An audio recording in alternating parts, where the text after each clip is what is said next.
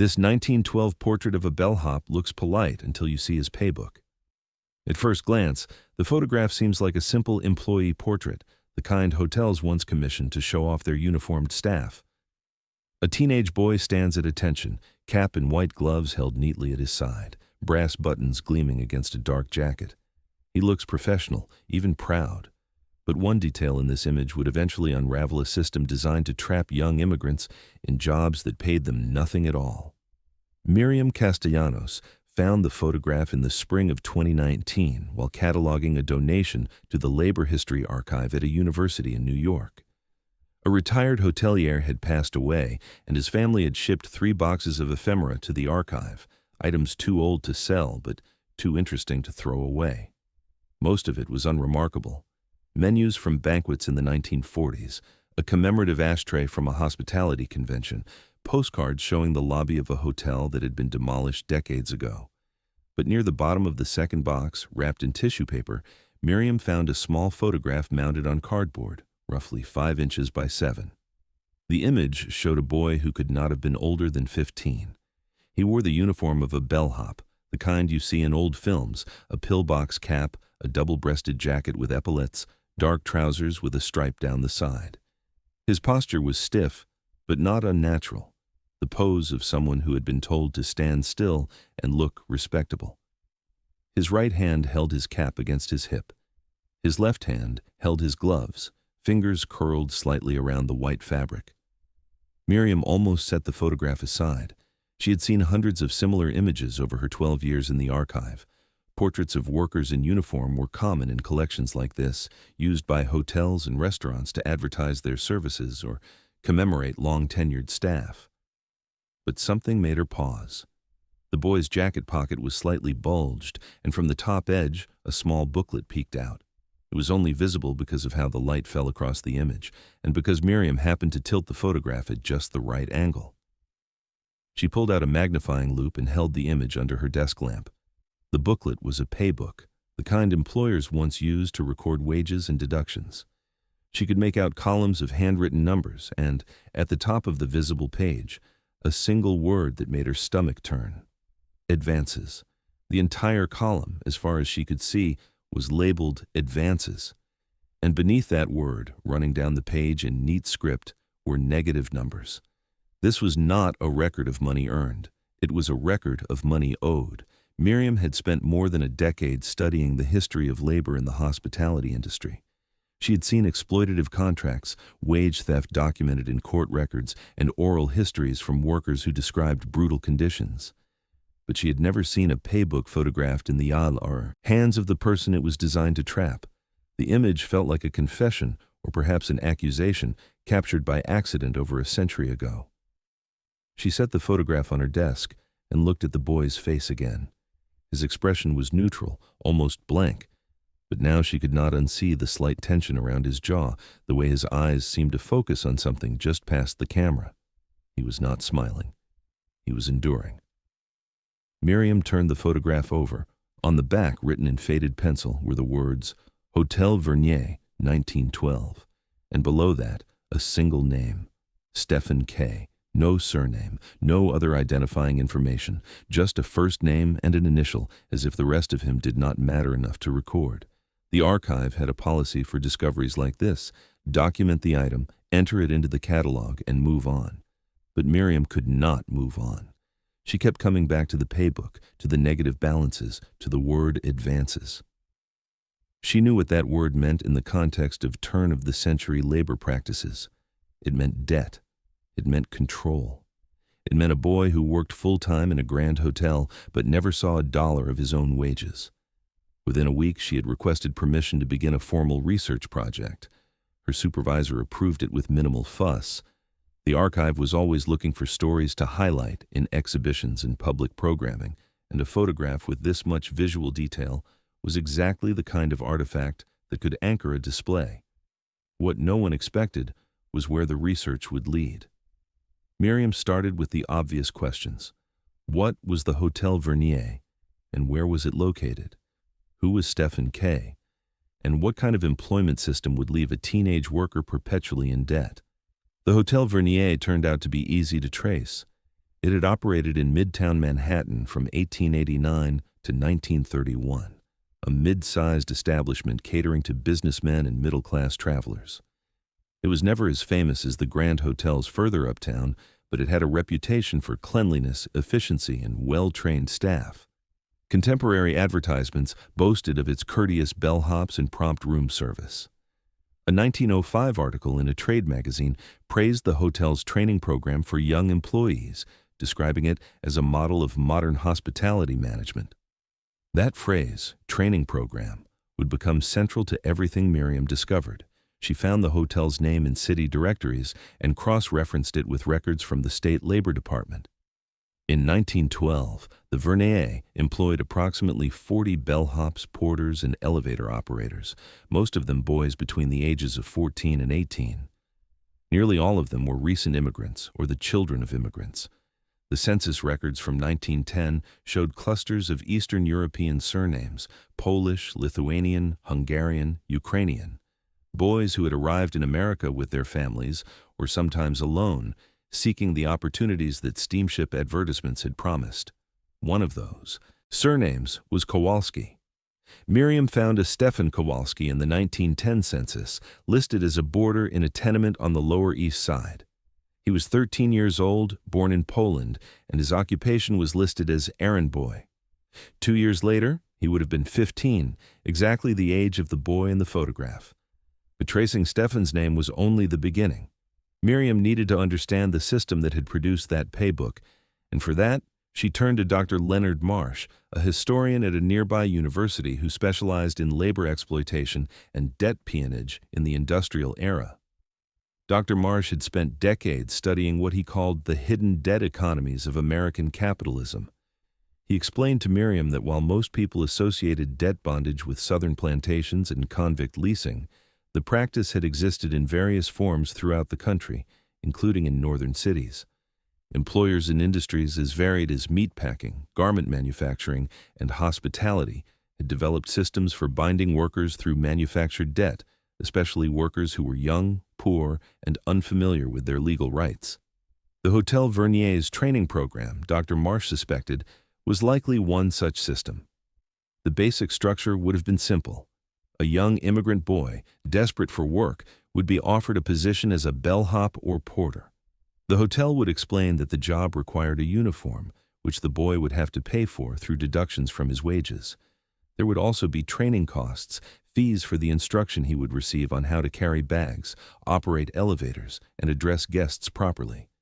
And because the boy had no money to pay these costs up front, the hotel would advance him the funds. From that moment, the boy would be in debt. The advances would be recorded in a paybook, and each week a portion of his earnings would be deducted to repay what he owed. But the deductions would never quite cover the debt. There would be additional charges, laundry fees for keeping the uniform clean, fines for mistakes, real or invented, charges for room and board if the boy lived in hotel accommodations. The balance would grow, or at best remain static, and the boy would find himself working month after month, year after year, without ever receiving a dollar he could call his own. This was not slavery in the legal sense. The boy was technically free to leave, but if he left, he would forfeit any claim to the wages he believed he had earned, and he might face legal action for the debt he still owed. In a city where jobs were scarce and immigrant families depended on every income, leaving was rarely an option. Miriam found evidence that the Hotel Vernier operated exactly this kind of system. In the archive's collection of hotel industry publications, she discovered a 1907 article that mentioned the Vernier's training program in approving terms. The article noted that the hotel charged incoming bellhops a training fee of $12, payable through wage deductions over the first 6 months of employment. $12 in 1907 was roughly equivalent to 3 weeks of a bellhop's full wages. But the article also mentioned, almost as an afterthought, that many bellhops remained employed at the Vernier for several years, which the author attributed to the hotel's excellent working conditions and opportunities for advancement. Dr. Marsh read the article differently. If boys were staying for years, he said, it likely meant they could not afford to leave. The training fee was just the beginning. The ongoing charges would have kept them perpetually indebted, working off a balance that somehow never reached zero. To confirm this interpretation, Miriam needed primary evidence from the hotel itself. She spent weeks searching for records, contacting other archives, and following leads that mostly went nowhere. The Hotel Vernier had closed in 1931, and most of its paperwork had been lost or destroyed. But then she found something unexpected. A small historical society in New Jersey held a collection of papers from a man named George Vernier, Jr., the grandson of the hotel's founder. George Jr. had inherited the family's remaining assets after the hotel closed, and among those assets were several boxes of internal documents that his descendants had donated to the Historical Society in the 1980s. No one had ever cataloged them properly. Miriam drove to New Jersey on a cold Saturday morning.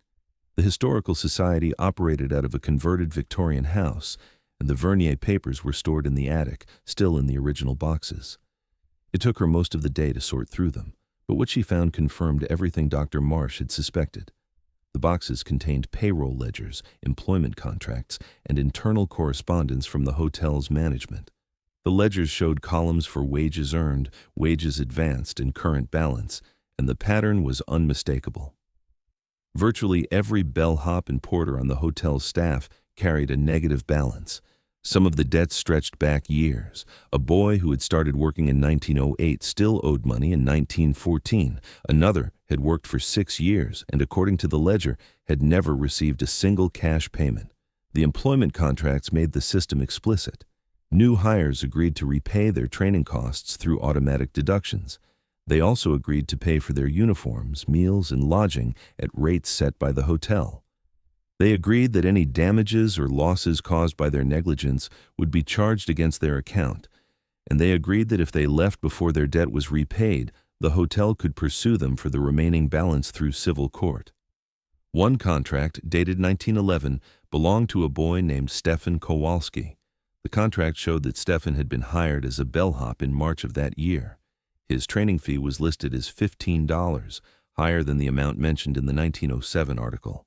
His uniform cost was $8. His first month's room and board was charged at $6. Before he had worked a single day, Stefan owed the Hotel Vernier $29. His starting wage was $4 per week, of which $3 would be deducted to repay his advances. That left $1 per week in theory, but the ledger showed that even this small sum rarely made it into Stefan's hands. There were fines for lateness, charges for broken items, deductions for meals he had supposedly eaten beyond his allotment. By the end of his first year, Stefan's debt had grown to $37. By 1912, the year of the photograph, it was $42. Miriam stared at the numbers for a long time. Stefan Kowalski had worked at the Hotel Vernier for over a year, carrying bags and running errands and standing at attention in his polished uniform, and he had never received a cent. The paybook in the photograph was not evidence of his wages. It was evidence of his captivity. She found one more document in the Vernier papers that made the system even clearer. It was a letter from the hotel's manager to a lawyer, dated 1909, discussing what to do about a bellhop who had abandoned his position without repaying his debt. The manager wanted to sue. The lawyer advised against it, not because the lawsuit would be unjust, but because it would draw unwanted attention. The courts are sympathetic to these cases, the lawyer wrote, but the newspapers are not. Better to write off the loss and tighten the screening process for future hires. The letter revealed that the hotel knew exactly what it was doing. It knew that the debt system was legally questionable and publicly indefensible. But it also knew that most of its workers would never challenge it. They were boys, immigrants, without money or connections or knowledge of their rights. They would work until they broke, and then they would be replaced. Miriam returned to New York with copies of the documents and a growing sense of unease. She had uncovered a system of exploitation that had operated in plain sight in a respectable hotel in the middle of Manhattan, trapping dozens or perhaps hundreds of young workers over the course of decades. But uncovering it was only the first step. Now she had to decide what to do with what she had found. She presented her findings to the archive's director, a man named Harold Benson, in a meeting that lasted nearly 2 hours. Harold was receptive at first. The story was compelling, he admitted, and the photograph was remarkable. An exhibition could attract significant attention, especially given the current public interest in labor history and immigrant rights. But then the complications began. The archive's collection included several items donated by the Vernier family, and the Verniers remained generous supporters of the university. Georges Vernier III, the great-great-grandson of the hotel's founder, sat on the board of a foundation that had contributed substantially to the archive's recent renovation. Harold did not say directly that this relationship should influence Miriam's research, but he did suggest that she consider the broader context before publishing anything. There was also the question of framing. Harold worried that presenting the Hotel Vernier as a site of labor exploitation might open the archive to accusations of sensationalism. The historical record was complex, he said. The hotel had also provided employment to immigrants who might otherwise have had none. The training program, whatever its flaws, had given boys skills they could use elsewhere. Was it fair to judge a century-old institution by contemporary standards? Miriam listened to these objections without interrupting. When Harold finished, she asked a single question.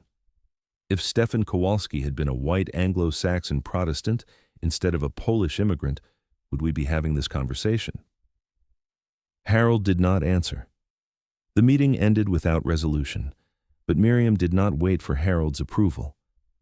She reached out to Dr. Marsh, who connected her with a journalist at a magazine that covered labor issues. She also contacted the New York State Department of Labor, which maintained records of historical labor violations, and she began searching for descendants of Stefan Kowalski. This last effort proved the most difficult. Kowalski was a common name, and the 1910 census had listed Stefan as a boarder without any family in the same household. But Miriam eventually found a trail through immigration records. Stefan had arrived in the United States in 1907 with his mother and two younger sisters. His father had died in Poland 2 years earlier. The family had settled on the Lower East Side, where Stefan's mother took in laundry to support them. By 1912, Stefan's mother was dead, killed by tuberculosis in a tenement that lacked proper ventilation. His sisters had been placed with different families through a Catholic charity. Stefan himself had disappeared from the records entirely. There was no marriage certificate, no death certificate, no further census listing. After 1912, it was as if he had ceased to exist. Miriam suspected that Stefan had eventually fled the Hotel Vernier, abandoning his debt and whatever connections he had in the city. Perhaps he had gone west, or changed his name, or simply vanished into the anonymous mass of laborers who built America's railroads and factories without leaving a trace. She would never know for certain. The archive held only the photograph, a frozen moment in which a boy in a uniform looked past the camera with an expression she could now read as exhausted resignation. But Stefan had living descendants, whether he knew it or not. His sisters had survived. Miriam traced them through church records and found that the younger sister, Anna, had married a man named Jankowski and raised 4 children in Brooklyn. One of those children, now 83 years old, was still alive. Her name was Helen Jankowski Brennan, and she lived in a nursing home in Queens. Miriam visited her on a Tuesday afternoon in October, bringing a copy of the photograph. Helen did not recognize Stefan's face. She had never met her mother's brother, and the family had not spoken of him. But she knew pieces of the story. Her mother had told her many years ago that there had been a brother who had worked in a big hotel in Manhattan, a brother who had sent money home for a while and then stopped. Her mother believed he had died, though she had never found proof. The family had been too poor and too frightened to investigate. Helen held the photograph for a long time. She studied the uniform, the brass buttons, the cap held at the boy's side. And then she saw the paybook. "That is the book," she said. "My mother mentioned it once. She said Stefan had shown it to her before she went to the orphanage. He told her that the book was a lie, that it said he owed money, but he had earned it all. He was angry. She had never seen him so angry." Helen paused. But he could not leave. She said he could not leave because he had nothing, and they would take even that. Miriam asked if Helen would be willing to participate in the exhibition, to share her family's story alongside the photograph and documents. Helen agreed immediately. She said that someone should know what happened to boys like Stephen, boys who came to America believing they would find opportunity and instead found a trap with no exit. The exhibition opened in the spring of the following year. It was titled Opportunity's Shadow, Debt and Exploitation in Early 20th Century New York, and the photograph of Stefan Kowalski was its centerpiece. The Paybook, magnified and annotated, hung beside it, along with copies of the employment contract, the payroll ledger, and the lawyer's letter advising discretion. Helen Jankowski Brennan attended the opening. She stood in front of her uncle's photograph for nearly 20 minutes, surrounded by strangers who had come to learn about a system they had never known existed. A reporter from a local newspaper interviewed her, and her words appeared in print the next day. "My mother used to say that America was built by people nobody remembered," she told the reporter. "Now at least one of them has a name." The exhibition drew more attention than anyone had anticipated. Labor historians wrote about it. Advocacy groups cited it. A documentary filmmaker requested access to the archive's materials. And at a board meeting 3 months after the opening, George Vernier III announced that his foundation would be withdrawing its support from the university archive. Harold Benson delivered this news to Miriam without emotion. The foundation's contribution had represented roughly 8% of the archive's annual budget, a significant but not catastrophic loss. Other donors had already stepped forward to fill the gap, drawn by the publicity the exhibition had generated. Miriam asked Harold if he regretted approving the project. He considered the question for a moment before answering. "No," he said, "but I wish it had been easier." The photograph of Stefan Kowalski remains in the archive's collection today. It is no longer stored in a box with menus and ashtrays. It hangs in a climate-controlled display case, accompanied by a placard that tells the story of the boy in the uniform and the system that held him captive. Visitors pause in front of it, reading the explanation of the Paybook and the meaning of the word advances. Some of them take photographs of their own. What they are looking at is not just an image of exploitation. It is an image of evidence, hidden in plain sight for over a century. Someone, whether the photographer or Stefan himself, had made sure the Paybook was visible. The pose could have concealed it easily. A slight turn of the body, a different angle of the arm, and the booklet would have been invisible. But instead, it was there. Peeking from the pocket, the columns of negative numbers just barely legible if you knew where to look. Perhaps it was an accident. Perhaps the photographer simply did not notice. But Miriam has come to believe otherwise. She believes that Stefan Kowalski, standing in his uniform on a day in 1912, made a choice. He let the book be seen. He could not speak about what was happening to him, could not file a complaint or hire a lawyer or walk away from his debt. But he could stand still for a photograph and let the evidence show. It was a small act of resistance, so small that no one noticed for more than 100 years. But it was enough. Today, when labor historians discuss the hidden debt systems of the early 20th century, they often point to hotel and restaurant workers as particularly vulnerable populations. The industry relied heavily on young immigrants who lacked language skills, social networks, and legal knowledge. Employers exploited these vulnerabilities through contracts that bound workers to impossible debts, creating a form of bondage that was legal in name but coercive in practice. The Hotel Vernier was not unique. Similar systems operated in hotels across the country, in factories and mills and mines, wherever employers found workers desperate enough to accept terms that no one with options would ever agree to. The photograph of Stefan Kowalski is remarkable, not because it shows something rare, but because it shows something common. It is a window into a world that millions of workers inhabited, a world where the promise of opportunity was a door that opened into a cell. Old photographs are never neutral. They are composed, staged, and framed to tell particular stories. A portrait of a bellhop in uniform was meant to project professionalism, competence, and the smooth operation of a well-run establishment. It was meant to reassure guests that their bags would be carried and their needs anticipated by polite young men who knew their place. But photographs also capture what their makers did not intend: a shadow in the corner, a face in the background, a booklet in a pocket that nobody thought to hide. These details are not accidents.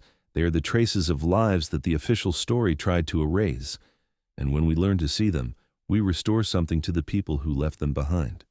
We give them back a voice they were never supposed to have. Stefan Kowalski was 15 years old when someone pointed a camera at him and told him to stand still. He had been in America for 5 years. He had lost his father, his mother, and his sisters. He worked in a building where wealthy guests handed him their luggage and sometimes a coin, and he carried that luggage up flights of stairs while wearing a uniform he would never finish paying for. He could not change his circumstances. He could not escape his debt. He could not even keep the tips that guests placed in his hand because the hotel claimed those too, but he could let the paybook show. And more than a century later, someone finally looked closely enough to see it.